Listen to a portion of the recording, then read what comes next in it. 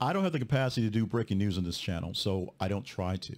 We post our links to the news stories every 50 minutes, not as they happen, because we just stack them out as best as possible. And sometimes we miss a shot when we should get something there because more or less a few things pop in that are interesting.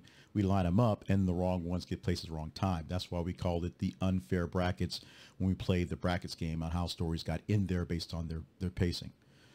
Today, this 13th of July, was supposed to be a relatively slow Saturday news day.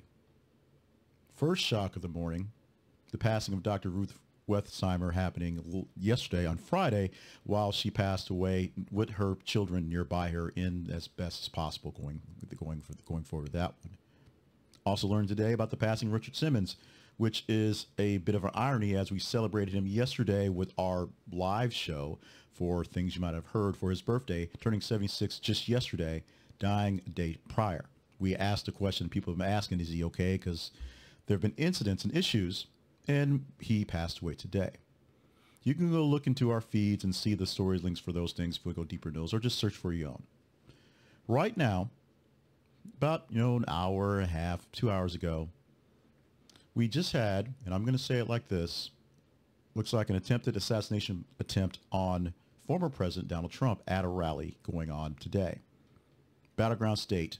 Folks that love him at the rally. He's doing his thing. He goes off script and is like, hey, I'm going off script. Can you put up this slide out there? And he's just kind of looking at the thing.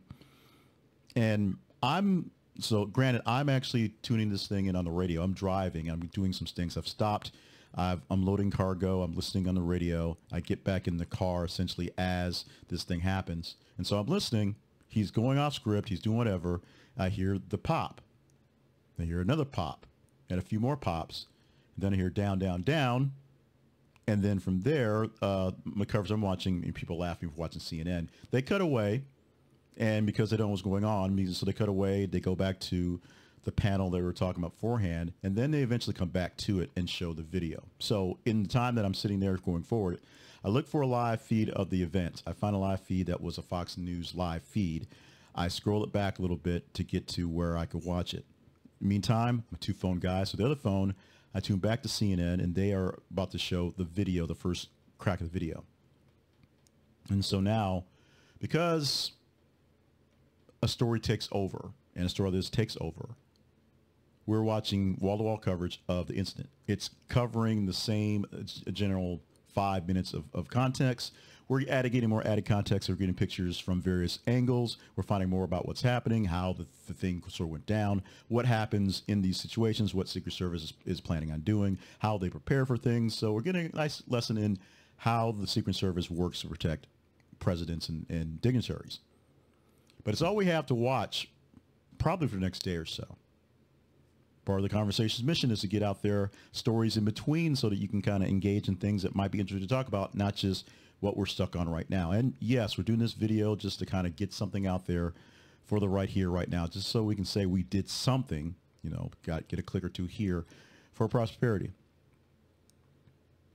Here's the point of the video. And if you've got here this long, thank you so much for listening to it, because it's not about Trump. It's not even about Dr. Ruth or Richard Simmons. It is about our political landscape. It is about how we seem to feel about each other right now. It is about the way we are playing not so well with others right now. Details will come through in the next couple hours, in the next day or so, and we'll put out more details, more links to various stories that will give you more details. We ask you to check out our sponsor Ground News for things like this, as they're going to show you how everything is covered. We're praying for safety, and it seems like President Trump had no major injuries except for a bleeding side of his ear and maybe a little bit of embarrassment of what happened. But we're praying for his safety and him to get back onto the campaign tour going forward. We're praying for the safety and well-being for President Joe Biden. As I've stated for this podcast many times, I'm not a fan of either pick as the president, but I'm not wishing ill will towards either of them. What happened today is horrible. It's sick. It's stupid. It's ridiculous. But people do sick, stupid, ridiculous things for whatever reasons. They justify it in their heads, and they do that.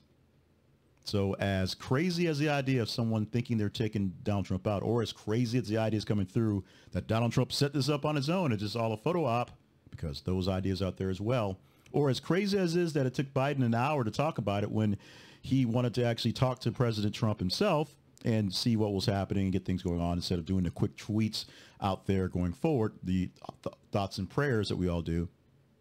Let's take a step back. Take a real step back. Back the F up and just focus on what's going on right here.